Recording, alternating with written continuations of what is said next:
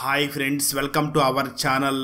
ఈరోజు నేను ఒక మంచి fantasy mystery thriller web series స్టోరీని ఎక్స్ప్లెయిన్ చేయబోతున్నాను. అదే బెంగాలీ లాంగ్వేజ్ లో రిలీజ్ అయినటువంటి కారాగార్. ఈ వీడియోలో నేను కారాగార్ సీజన్ 1 లోని అన్ని ఎపిసోడ్స్ ని ఎక్స్ప్లెయిన్ చేయబోతున్నాను. సో స్కిప్ చేయకుండా చివరి వరకు చూడండి. Now let's start our video.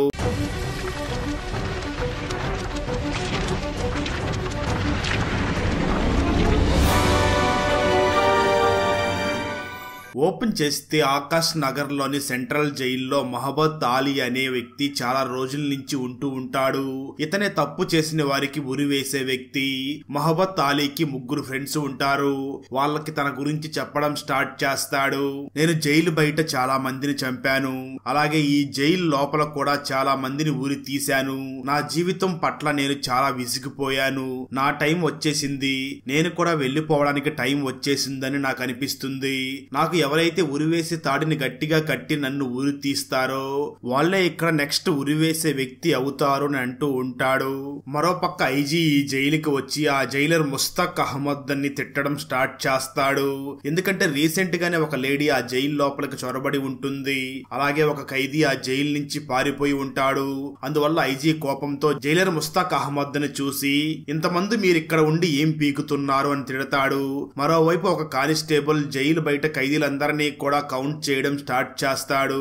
ఆ వెంటనే ఆ వ్యక్తి మరొక పోలీస్ ఆఫీసర్ దగ్గరకు వచ్చి ఖైదీలు మొత్తం 326 మంది ఉన్నారు అని చెప్తాడు.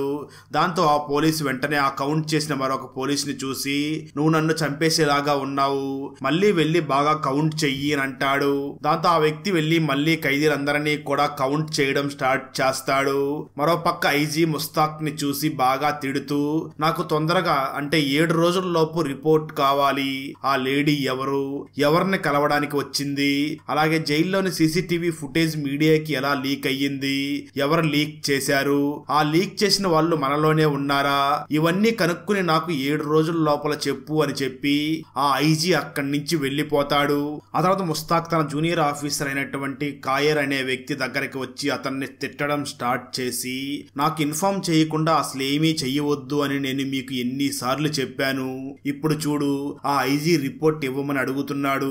ఇప్పుడు నేను ఆ రిపోర్ట్ ని ఎక్కడి నుంచి తీసుకుని రావాలి, ప్లీజ్ కాయర్ నువ్వు వెంటనే ఫుటేజ్ ని ఎవరు లీక్ చేశారో కనుక్కో అని అంటాడు. ఆ తర్వాత ఆ ఖైదీలందరినీ కౌంట్ చేసిన ఆ పోలీస్ వార్డెన్ మళ్ళీ వచ్చి ఆఫీసర్ ని చూసి సార్ 326 ఉన్నారు అని చెప్పడంతో దాంతో ఆ పోలీస్ ఆఫీసర్ వెంటనే మళ్ళీ ఖైదీలందరినీ కూడా కౌంట్ చేయడం స్టార్ట్ చేస్తాడు. మరోపక్క ముస్తాక్ బాధపడుతూ తన ఇంటికి వస్తాడు. అప్పుడు ముస్తాక్ వైఫ్ అయినటువంటి పన్నా ముస్తాక్ ని చూసి నేను ఈ రోజు కేక్ తయారు చేయడం నేర్చుకున్నాను, హోమ్ మేడ్ కేక్ చేయడం నేర్చుకున్నాను, మనం జైలుకి మార్నింగ్ వెళ్దామా లేదా ఈవినింగ్ వెళ్దామా, ఈవినింగే వెళ్దాంలే, మంచిగా ఉంటుంది, చాలా రోజుల నుంచి తనని చూడలేదు, మనం మంచిగా సెలబ్రేట్ చేసుకుందామని అంటుంది. కానీ ముస్తాక్ మాత్రం పన్నాతో లేదు, రేపు నువ్వు జైలుకి రాలేవు, జైల్లో ఒక ఇన్సిడెంట్ జరిగింది, అందువల్ల లేడీస్ రావడం ఎలా లేదు అని చెప్తాడు. ఆ మాటలు విన్న పన్నా ముస్తాక్ మీద కోప్పడుతూ నువ్వెప్పుడు ఇంతే, ఏదో ఒక సాకు చెప్తూనే ఉంటావు, ఎప్పుడు తనని కలిసేలాగా చేస్తావు అని అంటుంది. మరోపక్క జైల్లోని జైలు వార్డెన్ ఖైదీలందరినీ మళ్ళీ కౌంట్ చేస్తాడు. అప్పుడు ఖైదీలందరూ కూడా 325 ఉంటారు. ఇదే విషయాన్ని ఆ వార్డెన్ ఇంతకు ముందు కౌంట్ చేసిన ఆ వ్యక్తికి చెప్తాడు. నిజానికి ఆ వ్యక్తి అక్కడే కొత్తగా జాయిన్ అయి ఉంటాడు. అప్పుడు ఆ వ్యక్తి వార్డెన్ ని చూసి సార్ మీరు లాస్ట్ సెల్ ని కౌంట్ చేయలేదు అని అంటాడు. అప్పుడు జైలు వార్డెన్ నీ మైండ్ ఏమైనా పాడైపోయిందా, ఈ సెల్ 50 సంవత్సరాల నుంచి క్లోజ్ చేయబడి ఉంది, ఈ సెల్ ని లాక్ చేసి పాతబడిన దానిలా నీకు అనిపించడం లేదా అని అంటాడు. కానీ ఆ వ్యక్తి మాత్రం వార్డెన్ ని చూసి అరే సార్ మీరేం మాట్లాడుతున్నారు, ఇలా చూడండి ఇక్కడ ఈ సెల్ లో ఒక ఖైదీ పడుకుని ఉన్నాడు అని చెప్తూ టార్చ్ లైట్ ఆన్ చేసి ఆ సెల్ లోపలికి వేస్తాడు. దాంతో అక్కడ ఉన్న వాళ్ళందరూ కూడా ఆ సెల్ లో ఉన్న ఖైదీని చూసి షాక్ అవుతారు. దాంతో కాయర్ వెంటనే ముస్తాక్ కాల్ చేసి సార్ సెల్ నెంబర్ 145 లో ఒక ఖైదీ ఉన్నాడు అని చెప్తాడు. ఆ మాట వినగానే ముస్తాక్ కూడా వెంటనే ఆ జైలు దగ్గరికి వచ్చి ఆ సెల్ లోపలికి టార్చ్ లైట్ వేసి చూస్తాడు. నిజంగానే సెల్ నెంబర్ 145 లో ఒక ఖైదీ ఉంటాడు. అయితే వాళ్ళ దగ్గర ఆ సెల్ కీకి సంబంధించిన లాక్ మాత్రం ఉండదు. అందువల్ల ఆ లాక్ ని పగలగొట్టి లోపలికి వెళ్లి ఆ ఖైదీని చూస్తారు. ఆ ఖైదీని చూసిన తర్వాత ఈ ఖైదీ చాలా రోజుల నుంచి ఆ సెల్లోనే ఉన్నాడు అని అనిపిస్తుంది. అంటే ఆ ఖైదీ చాలా దారుణమైన సిచ్యువేషన్ లో ఉంటాడు. పాత బట్టలు వేసుకుని చాలా రోజుల నుంచి స్నానం కూడా చేసి ఉండడు. దాంతో జైలు వార్డెన్స్ ఎలాగోలా ఆ వ్యక్తిని నిద్ర లేపి అతనికి పెరిగిన జుట్టుకి కటింగ్ చేస్తారు. ఆ తర్వాత ఆ వ్యక్తి ఫేస్ ని చూసిన తర్వాత కొంతమంది జైలు గార్డ్స్ అయితే ఇతను బహుశా బుల్బుల్ అయి ఉంటాడు లేదా భూతం అయి ఉండవచ్చు అని అనుకుంటారు. కొంచెం సేపటి తర్వాత అక్కడ ఉన్న జైలు గార్డ్స్ అందరూ కూడా ఆ వ్యక్తిని చాలా ఘోరంగా బాగా కొడుతూ టార్చర్ చేస్తారు. కానీ ఎంత కొట్టినా ఆ వ్యక్తి మాత్రం నోరు విప్పి ఒక్క మాట కూడా మాట్లాడాడు. ముస్తాక్ వెంటనే బుల్బుల్ అనే వ్యక్తి ఫోటోకి ఇతన్ని మ్యాచ్ చేయించమని ఆఫీసర్స్ కి చెప్తాడు. కానీ అతను మ్యాచ్ అవ్వడు. నిజానికి బుల్బుల్ అనే వ్యక్తి జైలు నుంచి పారిపోయి ఉంటాడు. బయటకు వచ్చిన తర్వాత ముస్తాక్ ఆ కాయర్ ని చూసి నువ్వు వెంటనే ఈ వ్యక్తి ఇక్కడికి ఎలా వచ్చాడో కనుక్కో, ఎవరైతన్ని తీసుకుని వచ్చారో తెలుసుకో, అదే విధంగా సీసీటీవీ ఫుటేజ్ ని కూడా చెక్ చెయ్యి అని చెప్తాడు. ఆ తర్వాత ముస్తాక్ చెప్పిన విధంగానే కాయర్ ఆ ఖైదీ ఫింగర్ ప్రింట్స్ ని తీసుకుంటాడు. ఆ తర్వాత ముస్తాక్ సాహిద్ అనే పేరు గల ఒక ఖైదీ దగ్గరికి వెళ్లి తన ఫోన్ లో ఆ ఖైదీ ఫోటోని చూపించి ఈ వ్యక్తి మీలో ఒకడా, నువ్వు ఇతన్ని గుర్తు పట్టగలవా అని అడుగుతాడు. దానికి సాహిద్ లేదు, నాకు ఇతను తెలియదు అని చెప్తాడు. ఇక్కడ నిజానికి సాహిద్ మరి ఎవరో కాదు, ముస్తాక్ కొడుకే అయి ఉంటాడు.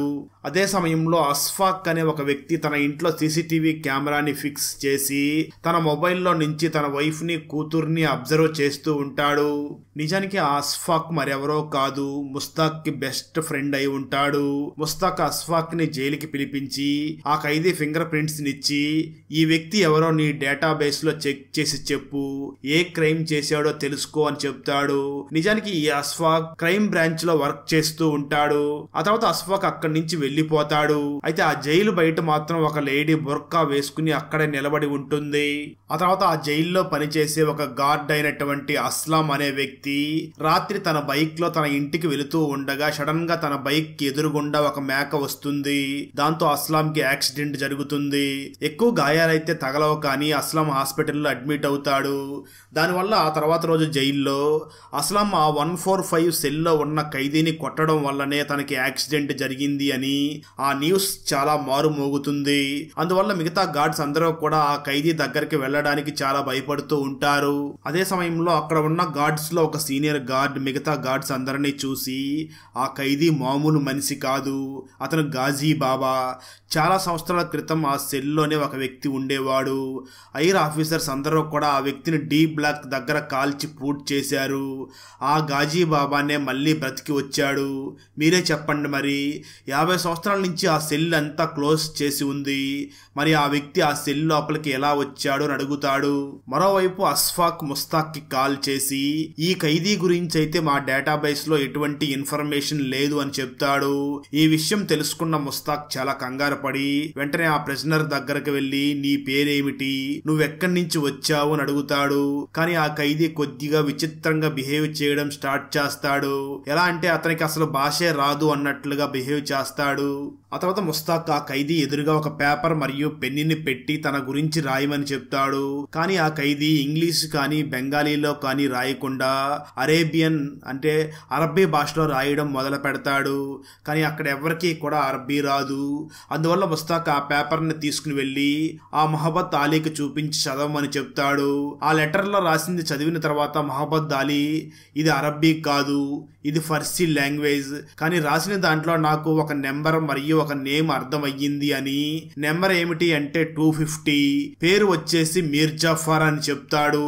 అది విని ముస్తాక్ వెంటనే ఆ ఖైదీ దగ్గరికి వెళ్లి ఆ ఖైదీని చూసి నీ పేరు మీర్జాఫర్ అని అడుగుతాడు. దానికి ఆ ఖైదీ తల ఆడిస్తూ లేదు అని చెప్తూ తన గొంతుని కట్ చేసుకున్నట్లుగా, అంటే ఒక రకంగా పుష్ప మూవీలో హీరో అంటాడు కదా అలా అంటాడు. మరోపక్క అస్ఫాక్ ని తన సీనియర్ ఆఫీసర్ పిలిచి బాగా తిడతాడు. ఎందుకంటే అస్ఫాక్ చాలా సంవత్సరాల నుంచి క్రైమ్ బ్రాంచ్ లో ఉన్నాడు, కానీ ఒక్క కేసుని కూడా సాల్వ్ చేయలేకపోతాడు. క్రైమ్స్ అన్ని పెరుగుతూనే ఉంటాయి, కానీ అస్ఫాక్ ఒక్క కేసు కూడా సాల్వ్ చేయలేదు, అందువల్లే తిడుతూ ఉంటాడు. మరోవైపు ఆ జైల్లోని సీనియర్ గార్డ్ గాజీ బాబా సమాధి దగ్గరికి వచ్చి ప్రే చేస్తూ ఉంటాడు. ఆ గార్డ్ ని అక్కడ చూసి అతని దగ్గరికి ఒక ముసలి ఖైదీ అలాగే తన మనిషి ఒకరు వస్తారు.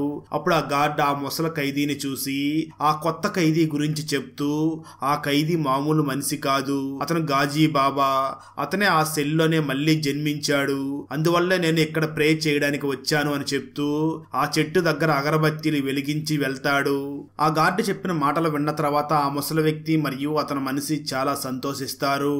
మరోపక్క అస్ఫాక్ ముస్తాక్ దగ్గరికి రాగానే ముస్తాక్ అస్ఫాక్ కి ఆ ఖైదీ ఫోటోని చూపించి నీకు ఈ ఖైదీ తెలుసా అని అడుగుతాడు. దానికి అస్ఫాక్ నాకు ఆ వ్యక్తి తెలియదు, అతను నాటకం ఆడుతున్నాడు, తను ఎవరో చెప్పకుండా నాటకం ఆడుతున్నాడు, నన్ను వెంటనే ఆ ఖైదీ దగ్గరికి తీసుకుని వెళ్ళు, నేను నిజాలన్నీ కూడా అతని నోటిలో నుంచే చెప్పిస్తాను, అతను ఎవరో చూద్దామని అంటాడు. ఆ తర్వాత ముస్తాక్ ఆ ఖైదీని అస్ఫాక్ దగ్గరికి తీసుకుని వస్తాడు. ముందుగా అయితే అస్ఫాక్ ఆ ఖైదీని చాలా నార్మల్ గా నీ పేరేమిటి, ఎక్కడి నుంచి వచ్చావు అని అడుగుతాడు. కానీ ఆ ఖైదీ తన చేతులతో సైగలు చేస్తూ మాట్లాడడం స్టార్ట్ చేస్తాడు. ఆ సైగలు అక్కడ ఉన్న ఎవరికీ కూడా అర్థం అవ్వవు. అయితే ఆ ఖైదీ సైన్ లాంగ్వేజ్ ని చూసి అస్ఫాక్ కి తల తిరుగుతుంది. మరో పక్క మహా అనే పేరు గల ఒక అమ్మాయి ప్రెగ్నెంట్ అవ్వడం వల్ల చెకప్ చేయించుకోవడం కోసం హాస్పిటల్ కి వచ్చి ఉంటుంది. అప్పుడే అస్ఫాక్ మహాకి కాల్ చేసి నువ్వు ఎక్కడ ఉన్నావు అని అడుగుతాడు. దానికి మహా అస్ఫాక్ కి అబద్ధం చెప్తూ నేను ఐ చెకప్ చేయించుకోవడం కోసం ఒక ఐ హాస్పిటల్ కి దగ్గర ఉన్నాను అని చెప్తుంది. ఆ అడ్రస్ చెప్పడం వల్ల అస్ఫాక్ ఆ హాస్పిటల్ దగ్గరికి వస్తాడు. మహా మరెవరో కాదు, అస్ఫాక్ వైఫ్ కి ఫ్రెండ్ అయి ఉంటుంది. మహా కారులో కూర్చున్న తర్వాత అస్ఫాక్ మహాకి ఒక వ్యక్తి డీటెయిల్స్ ని చెప్పడం స్టార్ట్ చేసి ఆ వ్యక్తి లిబియాలో ఉంటాడు అని చెప్తాడు. నిజానికి మహా ఆ వ్యక్తిని వెతుకుతూ ఉంటుంది. అతని డీటెయిల్స్ అస్ఫాక్ మహాకి ఇస్తాడు. అదేవిధంగా అస్ఫాక్ మహాని చూసి అన్నట్టు నీకు సైన్ లాంగ్వేజ్ తెలుసా అని అడుగుతాడు. దానికి మహా నాకు సైన్ లాంగ్వేజ్ తెలుసు, కానీ అందులో నేనేమి ఎక్స్పర్ట్ని కాదు అని అంటుంది. ఆ మాటలు విన్న అస్ఫాక్ మహాతో సరే అయితే నాకు నీ టైం కొంచెం కావాలి అని చెప్పి అస్ఫాక్ మహాని వెంటనే సెంట్రల్ జైలు దగ్గరకు తీసుకుని వెళ్తాడు. ఆ తర్వాత బయట నుంచి అస్ఫాక్ ముస్తాక్ కి కాల్ చేసి తనకి మహా గురించి చెప్పడం స్టార్ట్ చేసి మహాకి సైన్ లాంగ్వేజ్ తెలుసు, ఈ కేసులో తను నీకు హెల్ప్ చేయగలదు అని చెప్తాడు. అయితే ముందుగా ముస్తాక్ ఈ విషయాన్ని రిజెక్ట్ చేస్తాడు. ఎందుకంటే లేడీస్ ఎవరో కూడా ఆ జైల్లోకి ఇప్పుడు ఎలవలేదు. రీసెంట్ గా జైల్లో జరిగిన ఇన్సిడెంట్ వల్లనే అలాంటి నిషేధాన్ని విధించి ఉంటారు. కానీ ఆ తర్వాత అస్ఫాక్ ఎలాగోలా ముస్తాక్ ని ఒప్పిస్తాడు. ఆ తర్వాత మహాని సెంట్రల్ జైల్లోకి ఎలవ్ చేసి తన ముందుకు ఆ ఖైదీని తీసుకుని వస్తారు. మహా ఆ ఖైదీని నీ పేరేమిటి అని సైన్ లాంగ్వేజ్ లో అడుగుతుంది.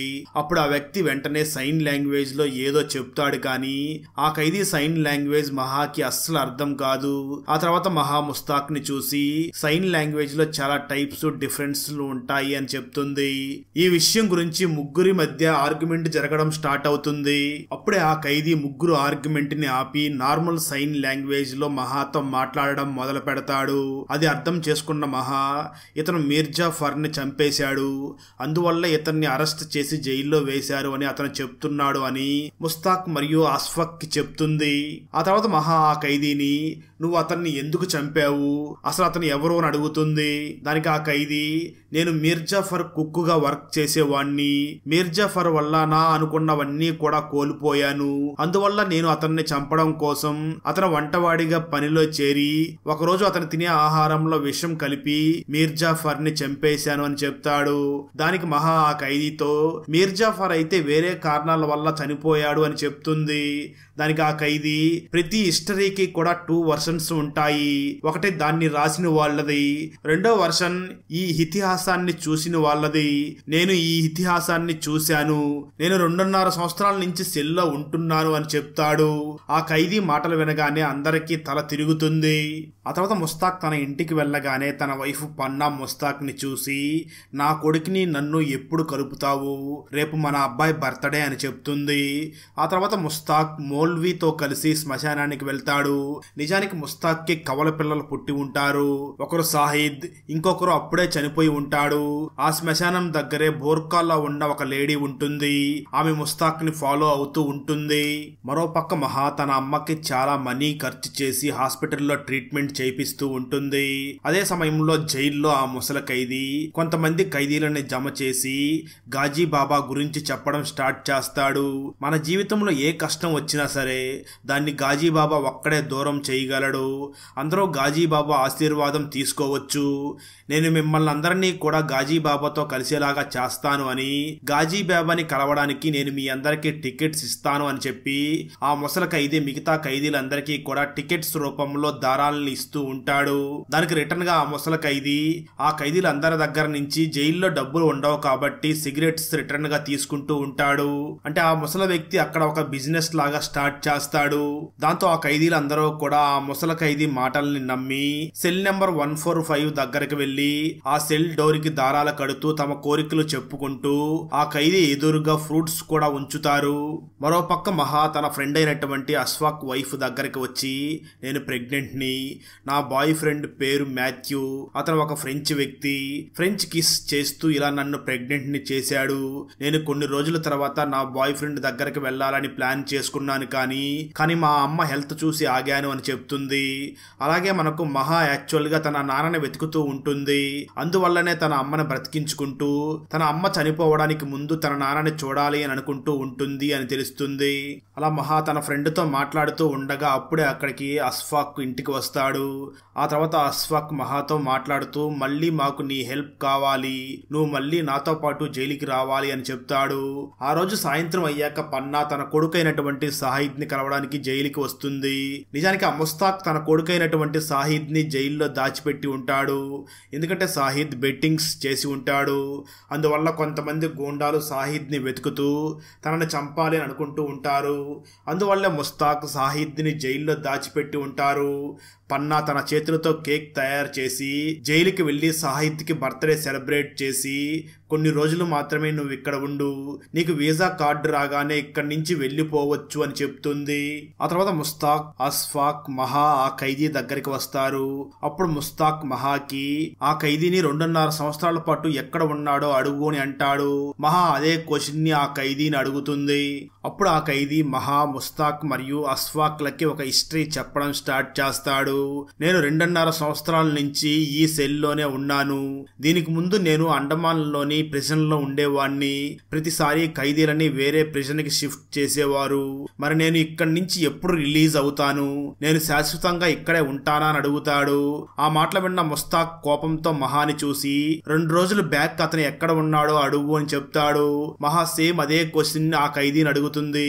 దానికి ఆ ఖైదీ, నేను నార్త్ సెంట్రల్ జైల్లో ఉన్నాను అని చెప్తాడు. సరిగ్గా అదే సమయంలో మహాకి తన బాయ్ ఫ్రెండ్ నుంచి కాల్ రావడంతో మహా ఫ్రెంచ్ లో మాట్లాడుకుంటూ ఆ రూమ్ నుంచి బయటికి వెళ్తుంది. ఆ తర్వాత మహా ముస్తాక్ మరియు అష్ఫాక్ లని చూసి, నార్త్ సెంట్రల్ జైల్ కూడా అండమాన్ లోనే ఉంది. ఇతను ఒక ఆదివాసి. ఈ ఆదివాసీలందరినీ కూడా అక్కడ సెంట్రల్ జైల్లోనే పెట్టారు. అక్కడ కూడా ఇతని సెల్ నెంబర్ 145 నే. ఆ ఖైదీ పడుకుని లేవగానే ఈ జైల్లోని సెల్లో ఉండడం గమనించాడు అని చెప్తుంది. ఆ తర్వాత మహా అష్ఫాక్ మరియు ముస్తాక్ లో కలిసి ఆ ఖైదీ దగ్గరికి వెళ్తారు.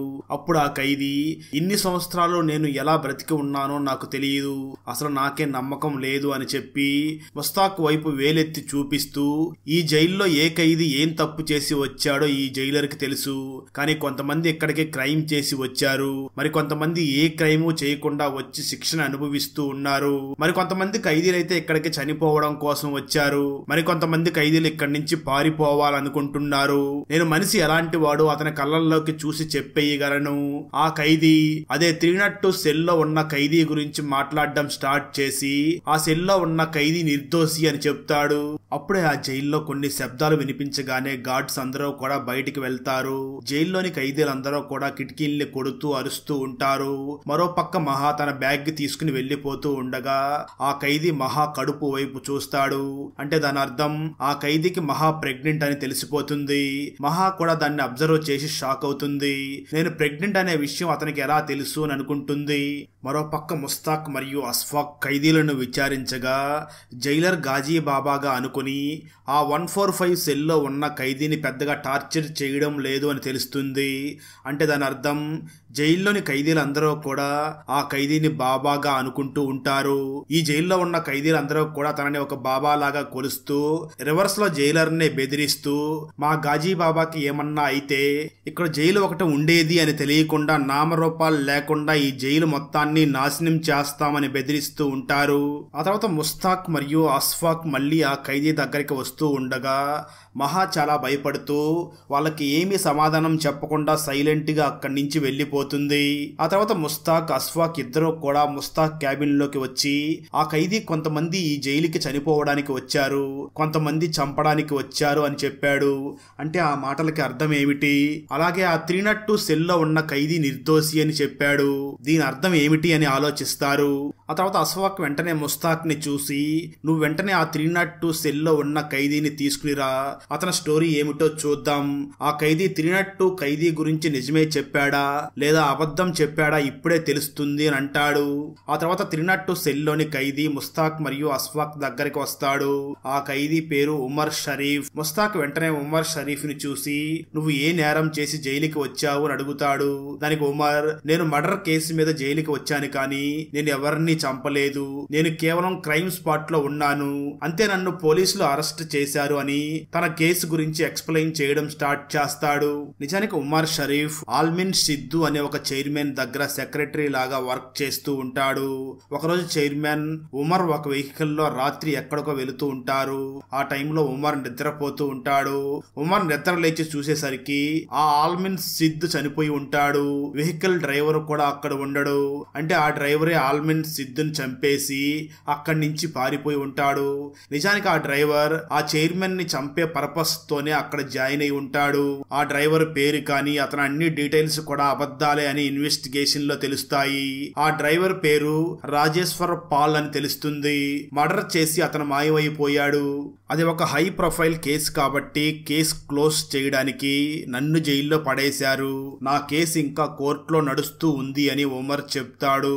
ఆ తర్వాత ముస్తాక్ ఉమర్ ని ఆ ఖైదీ దగ్గరికి తీసుకుని వెళ్లి ఆ ఖైదీని చూసి ఎవరి కళ్ళల్లోకైనా చూసి వాళ్ళ గతాన్ని ప్రజెంట్ ని అన్ని చెప్పగలను అని నువ్వే చెప్పావు కదా, అయితే ఇతని కళ్ళల్లోకి చూసి అసలు హంతకుడు ఎవరో చెప్పు, ఎక్కడ దాక్కుని ఉన్నాడో చెప్పు అని ఉమర్ షరీఫ్ ని ఎదురుగా నిలబెడతాడు. ఉమర్ ని చూసిన ఆ ఖైదీ వెంటనే అస్ఫాక్ దగ్గర చిన్న నోట్ బుక్ ని తీసుకుని అందులో ఏదో రాసిస్తాడు. ఆ తర్వాత రోజు అస్ఫాక్ తన ఆఫీస్ లోకి రాగానే ఆల్మిన్ సిద్ కేసుని తన జూనియర్ డీల్ చేశాడని తెలుస్తుంది. ఆ కేసుని వెంటనే క్లోజ్ చేయడానికి ఆ ఉమ్రాన్ షరీఫ్ ని అరెస్ట్ చేసినట్లు తన ఫ్రెండ్ తో క్యాజువల్ గా మాట్లాడుతున్నప్పుడు అస్ఫాక్ ఈ ఇన్ఫర్మేషన్ మొత్తం గ్యాదర్ చేస్తాడు. మరోపక్క జైల్లోని ఆ ముసల ఖైదీలందరినీ కూడా గ్యాదర్ చేసి గాజీ బాబా గురించి చెప్పడం స్టార్ట్ చేస్తాడు. మనం గాజీ బాబా మీద ఈగ కూడా వాళ్ళనివ్వకూడదు అని చెప్పి ఆ ఖైదీలని రెచ్చగొట్టడం స్టార్ట్ చేస్తాడు. ఆ ఖైదీల్లోనే ఆ సాజిబ్ కూడా ఉంటాడు. సాజిబ్ ఆ ముసల ఖైదీలని తిరస్కరించినందుకు మిగతా ఖైదీలందరూ కూడా సాజిబ్ మీద చాలా ఘోరంగా కొడతారు. మరోపక్క ముస్తాక్ మహాని కలవడానికి హాస్పిటల్కి వచ్చి మహాని కలిసి ప్లీజ్ ఒకసారి నువ్వు మళ్ళీ జైలుకి రా, నేను ఆ ఖైదీని ఇంకా కొన్ని విషయాలు అడగాలి అని రిక్వెస్ట్ చేస్తాడు. దానికి ఆ మహా అయితే నేను కొద్దిగా పర్సనల్ గా ఆ ఖైదీతో మాట్లాడాలి, అలా అయితే ఓకే అంటుంది. అలా మహా షరతు పెట్టి ఒప్పుకుంటుంది. అయితే ముస్తాక్ ని ఫాలో చేస్తూ ఆ బుర్కా వేసుకున్న లేడీ హాస్పిటల్ దగ్గర కూడా వచ్చి ఉంటుంది. ఆ తర్వాత ముస్తాక్ అతావూర్ అనే ఒక వ్యక్తి దగ్గరికి వస్తాడు కానీ అక్కడ అతావూర్ ఇంట్లో ఉండడు. అతావూర్ వైఫ్ మాత్రమే ఉంటుంది. నిజానికి ముస్తాక్ ఆ అతావర్ మధ్యన ఒక డీల్ జరిగి ఉంటుంది. సాజిబ్ కి వీసా వచ్చి దేశం విడిచి వెళ్ళగానే వీసా రాగానే అతావూర్ సాజిబ్ ప్లేస్ లో తనకు బదులుగా జైల్లోకి వెళ్తాను అని చెప్పి ఉంటాడు. అంటే ఇక్కడ దానివల్ల మనకు తెలిసేది ఏమిటి అంటే సాజిబ్ ఖచ్చితంగా ఏదో చేశాడని, అందువల్లే జైల్లో శిక్ష అనుభవిస్తున్నాడు అని తెలుస్తుంది. అతావర్ వైఫ్ ముస్తాక్ ని చూసి అతావర్ ఇంట్లో లేడు, నువ్వు ఇక్కడి నుంచి వెళ్ళిపో అని అంటుంది. ఆ మాట విన్న ముస్తాక్ అక్కడి నుంచి వెళ్ళిపోతాడు. అతావర్ అతవర్ వైఫ్ యాక్చువల్ గా అతవర్ ని ఎక్కడో దాచిపెట్టి ఉంటుంది. అతవర్ ని బయటికి తీసుకువచ్చి అతవర్ వైఫ్ తన హస్బెండ్ మరియు పిల్లలతో ఇంటి లోపలికి వెళ్లి డోర్ ని లాక్ చేసుకుంటుంది. అంటే అతవర్ కి జైలుకి వెళ్లడం ఇష్టం ఉండదు. అక్కడే ఆ బుర్కా వేసుకున్న లేడీ కూడా ఉంటుంది. ఆ తర్వాత ముస్తాక్ జైలుకి రాగానే ఖయర్ మినిస్ట్రీ తరపు నుంచి ఒక లెటర్ వచ్చింది అని ముస్తాక్ ఇస్తూ, కొన్ని రోజుల తర్వాత ఈ జైల్లోని ఖైదీలను వేరే జైలుకి షిఫ్ట్ చేస్తున్నారు, దానికి సంబంధించినదే సార్ ఈ లెటర్. సాజిబ్ గురించి మీరు బాధపడకండి, నేను తనని ఎక్కడో ఒక చోట దాచిపెడతాను. కానీ బాధంతా ఆ కొత్త ఖైదీ గురించే సార్. మనం ఐజీ సార్కి ఏమని ఆన్సర్ ఇస్తాం? నా దగ్గర ఒక ఐడియా ఉంది సార్. మీరు పర్మిషన్ ఇస్తే రాత్రికి రాత్రి అతని పనిని ఫినిష్ చేస్తాను. రాత్రికి రాత్రి ఆ ఖైదీ మాయం అవుతాడు. తెలియకుండా వచ్చాడు, తెలియకుండానే పోయాడు అని అందరూ అదే అనుకుంటారు అని చెప్తాడు. అది విన్న ముస్తాక్ బాగా ఆలోచించి ఆ ఖయ్యర్ని చూసి తనకి పర్మిషన్ ఇచ్చి, నువ్వు ఏమైనా చెయ్యి కానీ నా కొడుకు బ్రతకాలి అని అంటాడు. ఆ తర్వాత రోజు ఖయ్యర్ పర్సనల్ గా ఆ మొహబ్బత్ అలీకి చెందినటువంటి టోకీ అనే వ్యక్తిని కలిసి, నువ్వు నెక్స్ట్ హ్యాంగ్ మ్యాన్ అవ్వాలనుకుంటున్నావా? తొందరగా ఈ జైలు నుంచి బయటపడాలి అనుకుంటున్నావా? అయితే నేను నీ శిక్షను తగ్గించగలను, కానీ ముందు నాకు ఒక పని చెయ్యాలి. ఆ గాజీ బాబాని చంపాలి అని చెప్తాడు.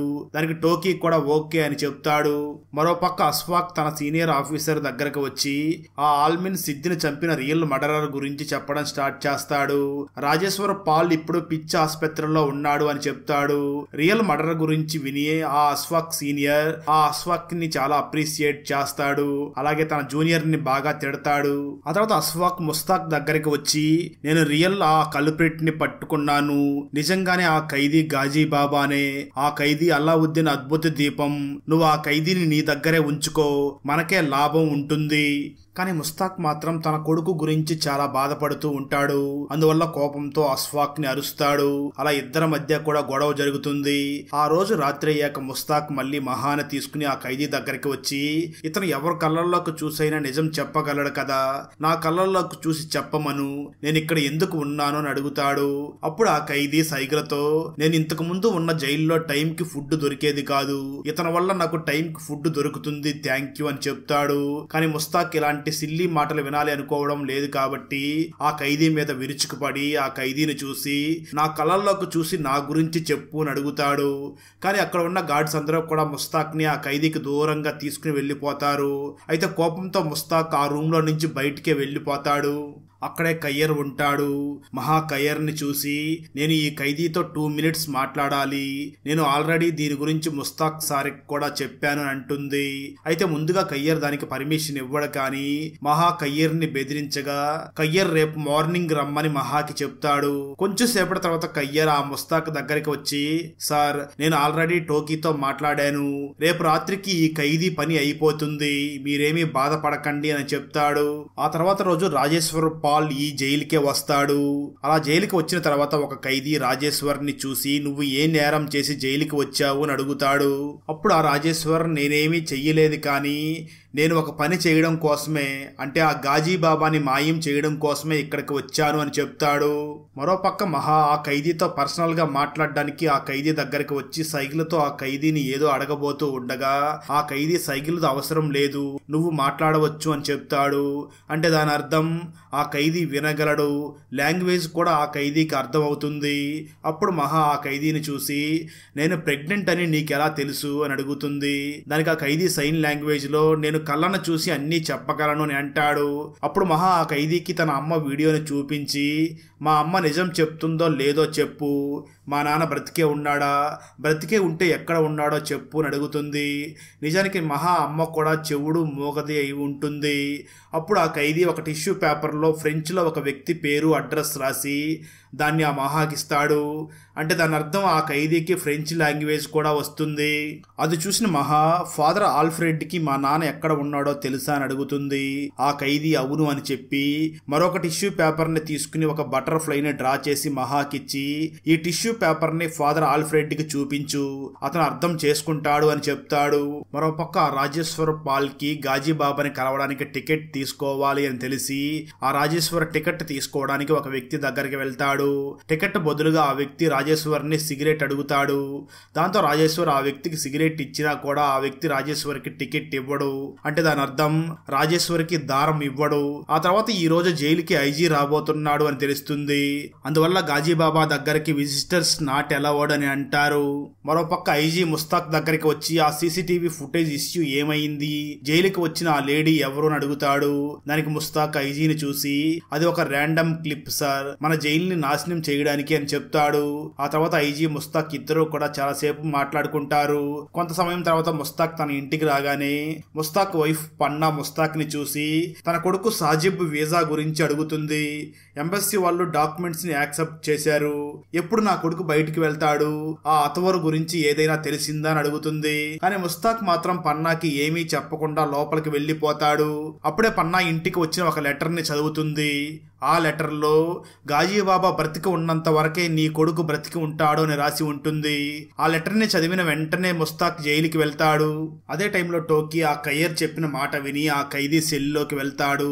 ఆ టోకీ ఆ ఖైదీని చంపబోతూ ఉండగా అప్పుడే అక్కడికి ముస్తాక్ వచ్చి ఆ ఖైదీని కాపాడి టోకీని బయటికి పంపించేస్తాడు. ఆ ఖైదీ ముస్తాక్ కళ్ళల్లోకి చూసి ముస్తాకే తనని చంపడానికి పర్మిషన్ ఇచ్చాడు అని తెలుసుకుంటాడు.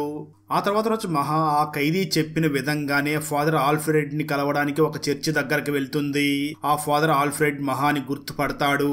ఆ తర్వాత ఫాదర్ ఆల్ఫ్రెడ్ మహాని, నువ్వు ఎలా ఉన్నావు మహా, మీ అమ్మ ఎలా ఉంది, వెళ్ళి నా క్యాబిన్ లో కూర్చో, నేను ఇప్పుడే వస్తాను అని చెప్తాడు. అదే సమయంలో రాజేశ్వర్ పాల్ ఆ గాజీ బాబాని కలవడానికి వెళ్తాడు. మరోపక్క మహా ఆ ఆల్ఫ్రెడ్ ఆఫీస్ లోకి వచ్చి ఆల్ఫ్రెడ్ కోసం వెయిట్ చేస్తూ ఉంటుంది. ఆ రూమ్ లో చాలా బుక్స్ ఉంటాయి. ఆ రూమ్ లో మహా ఒక బుక్ ని చూస్తుంది. దాని పేరు బ్లాక్ షిప్ ఆఫ్ 1991. ఆ బుక్ రైటర్ పేరు డేవిడ్ ఆడమ్స్. ఆ డేవిడ్ ఆడమ్స్ మరెవరో కాదు, ఆ ఖైదీనే అయి ఉంటాడు. డేవిడ్ రాజేశ్వర్ పాల్ ని చూసి చాలా సంతోషించి ఫైనల్ గా నువ్వు ఇక్కడికి వచ్చావా అని అంటాడు. అంటే దాని అర్థం డేవిడ్ మాట్లాడతాడు. డేవిడ్ తన అమ్మ గురించి ఆలోచిస్తూ రాజేశ్వర్ పాల్ ని చూసి నీ పని స్టార్ట్ చెయ్యి అని చెప్తాడు. అక్కడతో ఈ వెబ్ సిరీస్ సీజన్ 1 కంప్లీట్ అవుతుంది. సెకండ్ సీజన్ లోనే డేవిడ్ ఆడమ్స్ ఎవరు, అతని మిషన్ ఏమిటి అనేది తెలుస్తుంది. అదే విధంగా డేవిడ్ కి మరియు సాజిబ్ కి మధ్య ఏదైనా రిలేషన్ ఉందా, ఈ విషయాలన్నీ కూడా సీజన్ 2 లోనే క్లారిటీ రావచ్చు. మనం ఆ సీజన్ 2 ను కూడా ఎక్స్ప్లెనేషన్ చేయడం జరిగింది. సీజన్ 2 ఎక్స్ప్లెనేషన్ లింక్ ని ఈ వీడియో డిస్క్రిప్షన్ లో మరియు కామెంట్స్ లో ఇస్తాను, చూసేయండి. Thanks for watching. జై హింద్.